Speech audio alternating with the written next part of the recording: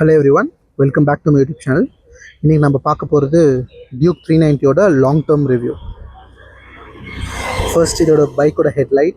இந்த பைக்கில் இருக்கிற எல்லாமே all LED setup. So headlight, DRL, indicators எல்லாமே வந்து எல்இடி. இந்த பைக்கோட சஸ்பென்ஷன், ஃப்ரண்ட்டில் இருக்கிறது WP ஏபெக்ஸோட upside down forks. Front suspension கம்ப்ளீட்டாக அட்ஜஸ்டபிள். அதோட ரியர் சஸ்பென்ஷனும் WP ஏபெக்ஸோட சஸ்பென்ஷன் அகெயின் இதுவும் அட்ஜஸ்டபிள். தென் இந்த பைக்கோட heart of the matter 398cc single cylinder liquid cooled engine. இது ஒரு மான்ஸ்டர்னே சொல்லலாம். இது ஒரு 46 bhp and 39 mm of dark delivery பண்ணும். And this bike has a trellis frame. இந்த பைக்கோட இன்ஜின் எவ்வளோ பவர்ஃபுல்லோ அதுக்கு ஈக்குவலண்ட்டாக இந்த பைக்கோட பிரேக்கிங்கும் செம்ம ஷார்ப்பாக இருக்கும். இதில் வர்றது 4 calipers, high performance sintered pads in both front and the back. ஃப்ரண்ட்டில் நம்மளுக்கு 4 piston calipers வந்துடும், which is so sharp, best in the market for this under this segment, best in this market in this segmentல. And in the rear we have single piston calipers. இந்த பைக்கோட seeds, billion seat கொஞ்சம் காம்பேக்டாக டைட்டாக தான் இருக்கும். So it's not so comfortable. And this is the real look. இந்த taillight அடிக்கடி உடஞ்சிடாமல் இருக்க we get this protection for the taillight. And this bike comes with the 6-speed gearbox with slipper clutch and bi-directional quick shifter, both up and down. இந்த பைக்கில் இருக்கிறது ஒரு 5-inch TFT colour display. இந்த டிஸ்பிளேவை control பண்ணுறது இந்த லெஃப்டில் இருக்க இந்த பட்டன்ஸ் மூலிமா. ரைட் சைடில் வி ஹாவ் தி கில் ஸ்விட்ச். இந்த பைக்கில் வந்து 3 ரைட் மோட்ஸ் இருக்குது. ஒன்று ரெயின், ஒன்று ஸ்ட்ரீட், இன்னொன்று வந்து ட்ராக். இந்த பைக்கில் ஸ்விட்சபிள் ஏபிஎஸ் வந்துடும், கார்னரிங் ஏபிஎஸ் வந்துடும், க்ரூஸ் கண்ட்ரோல், ட்ராக்ஷன் கண்ட்ரோல் வந்துடும், and quick shifter. Quick shift வந்து போத் அப் அண்ட் டவுன். இந்த பைக்கில் 15 litre fuel tank and mirrors ஓரளவுக்கு விசிபிளான வியூ கிடைக்கும். This is the complete bike. நம்ம இதோட ரைட் ரிவ்யூ பார்க்கலாம். இப்போ நம்ம பார்க்க போகிறது Duke 390cc ரைட் ரிவ்யூ. இந்த பைக் என்கிட்ட ஒரு 1.5 years இருக்குது. 3000 kilometers put on this odo. Straight away coming to the heart of the matter, இது ஒரு 398cc single cylinder oil cooled engine. இது ஒரு 46 bhp and 39 mm of torque create பண்ணுது. Higher ஆர்பிஎம்மில் இந்த பைக் ரொம்ப ரிஃபைண்டாக ரொம்ப ஸ்மூத்தாக இருக்கும். லோவர் ஆர்பிஎம் பிலோ 4000 ஆர்பிஎம் கொஞ்சம் வைப்ஸ் தெரியும் டேங்க் பேடில், கொஞ்சம் ஃபுட் பேக்ஸில். பட் ஹையர் ஆர்பிஎம்ஸில் இட் ஃபீல்ஸ் பட்ரி ஸ்மூத். இன்ஜினோட பர்ஃபார்மன்ஸ் வந்து டாப் கிளாஸ். இதே இன்ஜின் தான் ட்ரையம்ப்லேயும் இருக்குது. பட் ட்ரையம்போட இன்ஜின் மேப் வந்து லோயர் ஆர்பிஎம்மில் கொஞ்சம் ரிஃபைண்டாகும், ஹையர் ஆர்பிஎம்மில் கொஞ்சம் வைப்ஸ் தெரியும். பட் இது ஸ்ட்ரெயிட் ஆப்போசிட். லோயர் ஆர்பிஎம்ஸில் கொஞ்சம் வைப்ரேஷன்ஸ் தெரியும். பட் நீங்கள் ஒரு 6000 ஆர்பிஎம் தாண்டிட்டீங்க, இல்லை ஒரு 100 kilometers போயிட்டுருக்கீங்கன்னா it will feel very smooth. இந்த இன்ஜினில் ட்ரிபிள் டிஜிட் ஸ்பீட்ஸ் ரொம்ப சீக்கிரம் அச்சீவ் ஆகிடும்.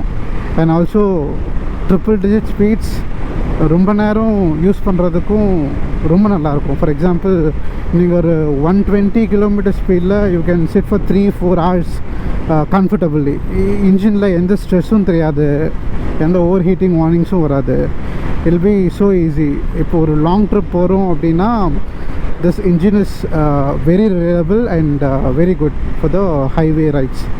நான் ஒரு 8 hours continuous ride போயிருந்தேன். I was sitting at 110 120 for 3-4 hours. இந்த இன்ஜினில் எந்த பெரிய சேஞ்சஸும் தெரியல. ரைட் முடிச்சதுக்கப்புறமும் it was completely the same, no issues. So this engine is very good, and this engine along with this trellis frame works like magic. இந்த வண்டியோட rig angle வந்து ரொம்ப ஷார்ப்பாக இருக்கும். ஃபார் எக்ஸாம்பிள் நீங்கள் ஹேண்டில் பாரில் ஒரு சின்ன சேஞ்ச் பண்ணாலும் இந்த பாடி அந்த bike direction will change dramatically. So வாங்கின புதுசில் this bike was little scary. இது என்ன தான் ஒரு 46 bhp இருந்தாலும் this light weight, this engine performance along with this trellis frame was doing wonders. அவ்வளோ நல்லா இருக்கிற அந்த பைக்கை பிகினர்ஸ்க்கோ இல்லை பைக்கிங்கில் பெருசாக எக்ஸ்பீரியன்ஸ் இல்லாதவங்களுக்கோ ரெக்கமெண்ட் பண்ணுறது ரொம்ப கஷ்டம். ஏன் அப்படி சொல்கிறேன்னா, இந்த பைக்கோட சீட்டிங் பொசிஷன் எப்படி இருக்குன்னா, இந்த பைக்கோட ரொம்ப அட்டாச் ஆன மாதிரி இருக்கும். That encourages you to drive fast. அதே நேரங்களில் கொஞ்சம் மிஸ் ஆச்சுனாலும் it will cause serious damage. அதனால் இந்த பைக்கை யங்ஸ்டர்ஸ்க்கோ இல்லை ஃபஸ்ட் பைக்காவோ ரெக்கமெண்ட் பண்ணுறது ரொம்ப கஷ்டம். ஃபார் எக்ஸாம்பிள் இப்போ நான் ரைட் மோடில் இருக்கேன்.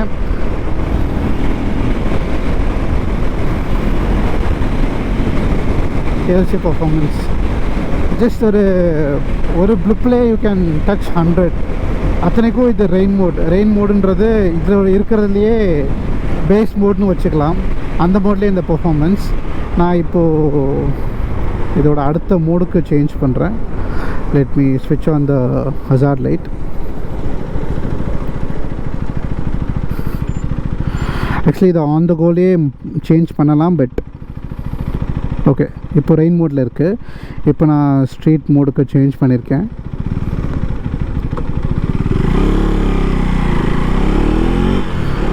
ஆக்சுவலி எனக்கு இம்மீடியட்டாக நல்ல டிஃப்ரென்ஸ் தெரியுது ரெயின் மோடுக்கும் ஸ்ட்ரீட் மோடுக்கும். ரெயின் மோடில் எப்படி இருக்குன்னா, உங்கள் சின்ன சின்ன த்ராட்டிலுக்கெல்லாம் பிக்கப் கொஞ்சம் கம்மியாக இருக்கும். அகேன் ரெயின் மோட் எந்த விதத்துலேயும் ஸ்லோவாகவோ இல்லை பவர் பத்தலைன்ற அளவுக்குலாம் இருக்காது. எனக்கு கேட்டால் ரெயின் மோட் சிட்டிக்குள்ளே தான் ஓட்ட போகிறோன்னா rain mode is more then enough. But இப்போ ஸ்ட்ரீட் மோட்னதுக்கு அப்புறமே எனக்கு ரா பவர் நல்லா ஃபீல் ஆகுது. இப்போது ட்ரிச்சில் டிஜிட் ஸ்பீட்ஸ் அட்டென்ட் பண்ணுறது it's even more easy. Okay, I don't want go above 9500, but braking is on to the point. Confident braking.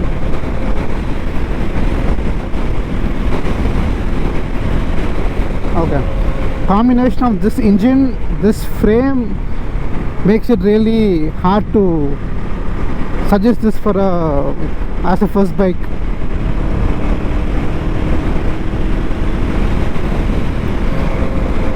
எனக்கு தெரிஞ்சு இந்த இன்ஜினில் பெருசாக எந்த கான்ஸும் இல்லை. It's a perfect engine. இதோட மைலேஜ் பற்றி நான் ஆல்ரெடி இன்னொரு வீடியோ போட்டிருக்கேன். Do check it out. உங்களுக்கு மைலேஜ் பற்றி ஏதாவது டவுட்ஸ் இருந்தால். என்னை பொறுத்த வரைக்கும் for this performance it gives enough mileage. ரொம்ப கம்மின்னு சொல்கிற அளவுக்கு இருக்காது. இந்த வண்டி வாங்கிறதுக்கு முன்னாடி I had certain concerns on the mileage, but I'm little okay now. I'm little happy on the mileage. Performance நான் எதிர்பார்த்ததை விட அதிகமாக தான் இருக்குது. இனிஷியல் ஆக்சுவலி இந்த பர்ஃபார்மன்ஸ் ரொம்ப புதுசாக இருந்துச்சு. இதை மேனேஜ் பண்ணவும் கொஞ்சம் கஷ்டமாக இருந்துச்சு. பட் ஆஸ் டைம் பாஸஸ் இந்த பர்ஃபார்மன்ஸோடு நான் கொஞ்சம் யூஸ் டு ஆகிட்டேன். So now it feels okay. But even now a small mistake this bike will cause me bigger problems. நான் இதை இன்னும் ட்ராக் மோடில் வைக்கல. Will try it in the track mode. Let me come to a halt.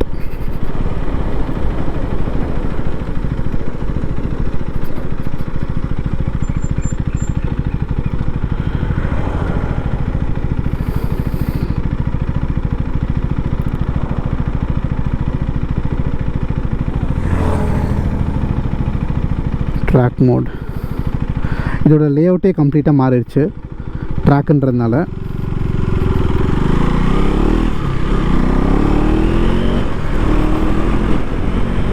Oh, this feels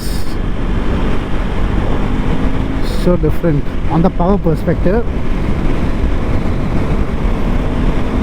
without any stress. 100 kilometers la it's easy. இது இவ்வளோ ஈஸியாக போகிறதுனால தான் this can maintain 120 without breaking a sweat.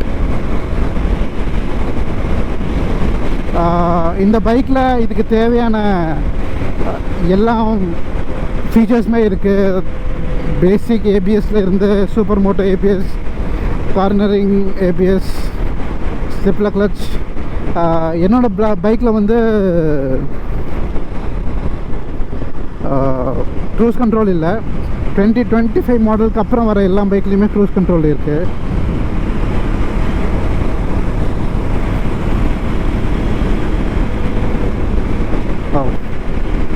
This feels so nice and confident. I'm doing some 95 km speed and still it is confident, and I can easily push it to 120, 130. And the main thing is bike being subtle.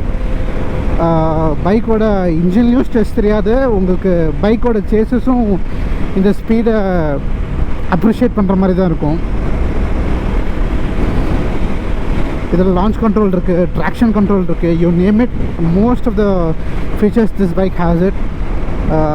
இந்த பைக்குக்கு serious competition எனக்கு தெரிஞ்சு மார்க்கெட்டில் இல்லை.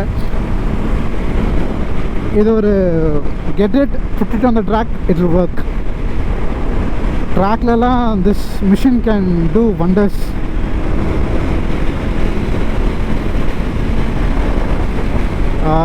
இதோட design பற்றி பார்க்கணுன்னா, இந்த டிசைன் எல்லாருக்கும் பிடிக்கும்னு சொல்ல முடியாது. But for me this has a very unique and very sharp design language.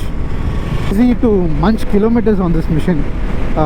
ஈஸியாக 120, 130 பண்ணுறதுனால ஒரு லாங் ஹைவே ட்ரைவ்ஸ்க்கெல்லாம் this machine will be like very good. எனக்கு இந்த பைக் எடுக்கிறதுக்கு முன்னாடி ஒரு சின்ன தாட் இருந்துச்சு, டியூக் 390 போகணுமா இல்லை அட்வென்ச்சர் சீரீஸ் போயிடலாமா அப்படின்னு. பட் அட்வென்ச்சர்ஸ் நான் ஓட்டி பார்த்தேன். பட் எனக்கு அந்த மிஷின் கொஞ்சம் பெருசாக தெரிஞ்சுது.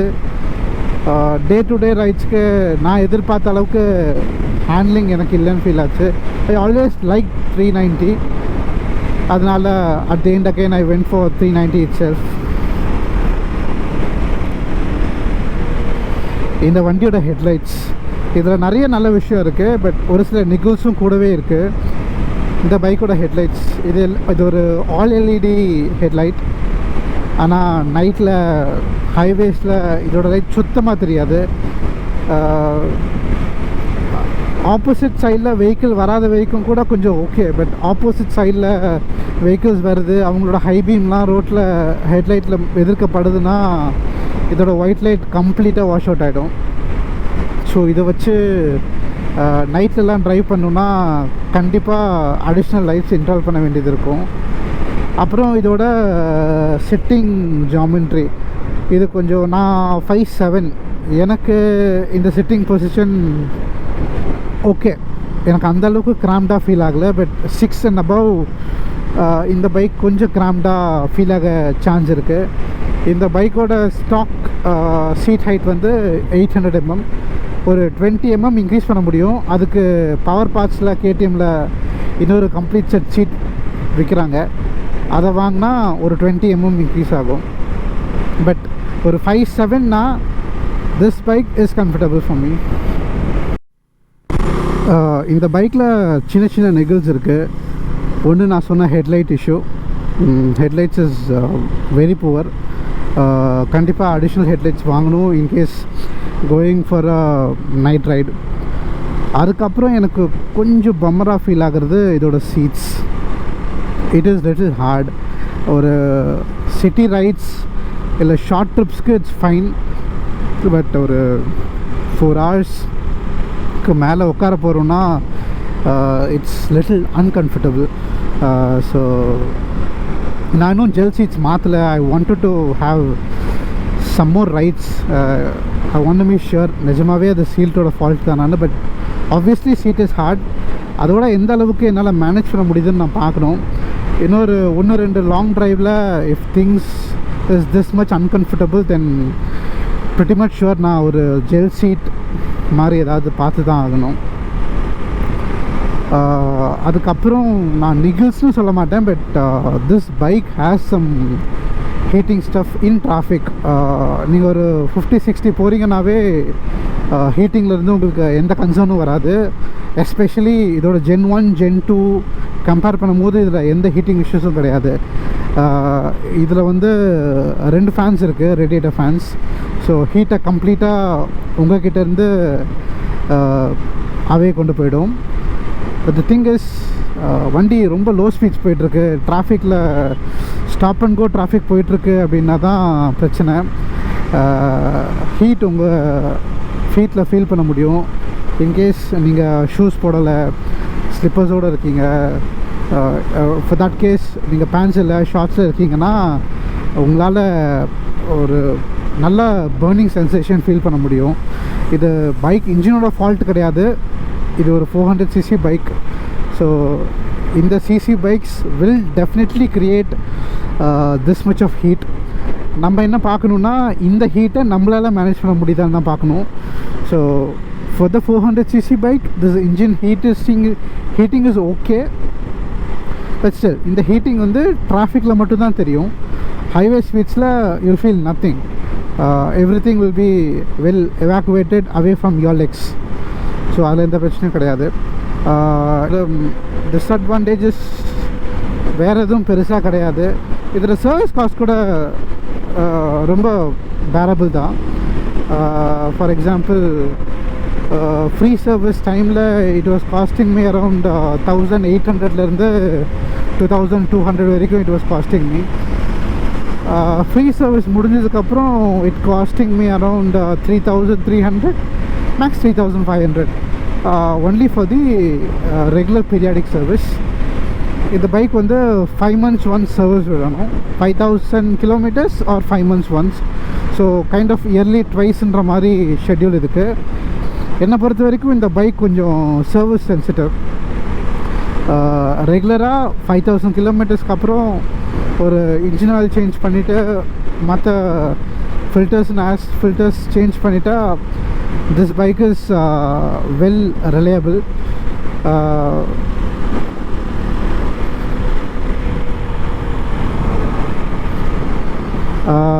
இன்னொரு விஷயம், இதை லாங் ட்ரைவ்ஸ்க்கு கொண்டு போகலாம். For that matter single person போடுறதா இருந்தால் இட்ஸ் ஈஸி. பின்னாடி பில்லியன் அக்கம்பனி பண்ணணுன்னா then you just need to check. Because இந்த பைக் ஒரு ஷார்ட்டர் வீல் பேஸில் இருக்க பைக். இதில் லக்கேஜஸ் கொண்டு போகணுன்னாலோ இல்லை இன்னொரு பில்லியன் வரணுன்னாலும் that's gonna be little tight. அதை உங்களால் மேனேஜ் பண்ண முடியுதான்னு நீங்கள் கண்டிப்பாக ஒரு டெஸ்ட் ட்ரைவ் எடுத்து பாருங்கள். ஃபார் ஷுர் நீங்கள் இந்த பைக் எடுக்க போகிறீங்க அப்படின்னா make sure you get a proper test drive பார்க்காம don't get this bike or any bike. I always think test drive is must before you choosing a bike. யாராவது test drive கொடுக்கலன்னா feel free to say sorry I'm not gonna take this bike from you. Test ride இல்லாமல் I don't recommend to take any new bikes. So இதுதான் என்னோட ரா Duke experience. Overall super machine. I really love it. இந்த bike எடுக்கும் போது my adrenaline rush always been there and will be there. This bike is a keeper. You can keep it. It doesn't have any high maintenance issue. Spare parts availability easy.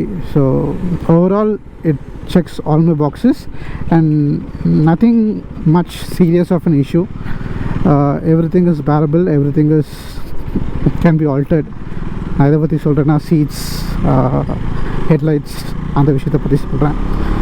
So for those who are seriously looking at this 390 review to get one, do have a test drive and make up your mind. And that's all for today's video. Thank you so much for watching this video. See you in one another video. Thank you.